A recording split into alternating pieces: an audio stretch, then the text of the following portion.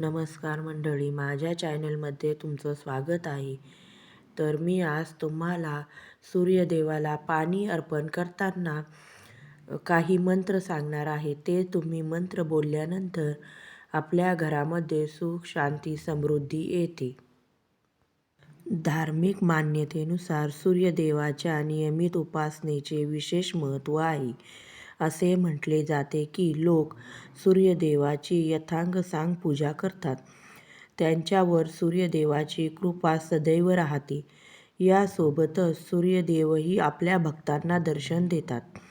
सूर्यदेवाला प्रसन्न करण्यासाठी फक्त 1 लोटा पाणी पुरेसे असते असे म्हणतात.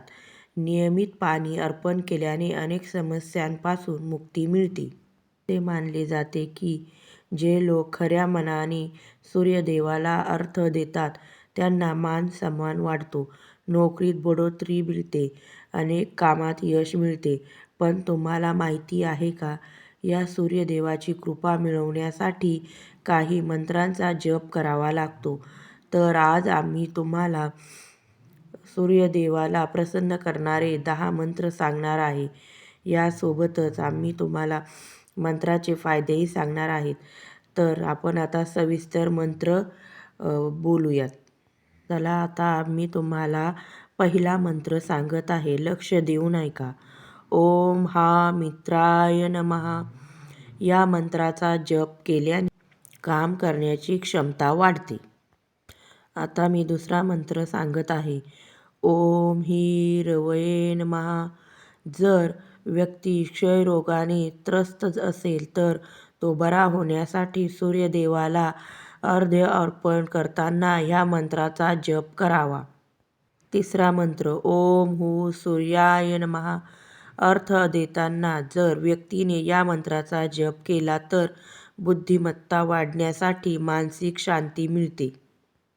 चौथा मंत्र आहे. ओम हा भानवे नमः. या मंत्राचा जप केल्याने मूत्रक्षयाचे संबंधित समस्या दूर होतात.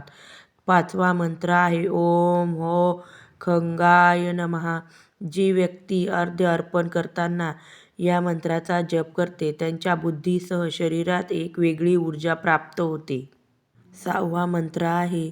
ओम हू पुष्णे नमः.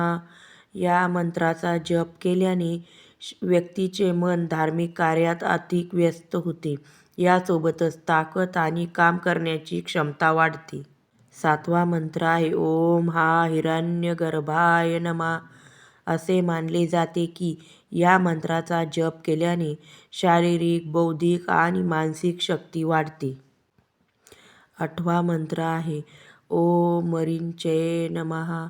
या मंत्राचा जप केल्याने सर्व रोगापासून मुक्ती मिळते.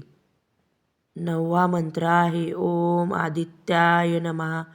धार्मिक मान्यतेनुसार जी व्यक्ती या मंत्राचा जप करते त्याला आर्थिक समस्यापासून मुक्ती मिळते. आणि हा शेवटचा मंत्र म्हणजे 10वा मंत्र. ओम सवित्र्ये नमः. ज्योतिषाच्या मते या मंत्राचा जप केल्याने सूर्यदेवाची कृपा सदैव राहते. यासोबतच व्यक्तीचा आदर आणि सन्मान वाढतो.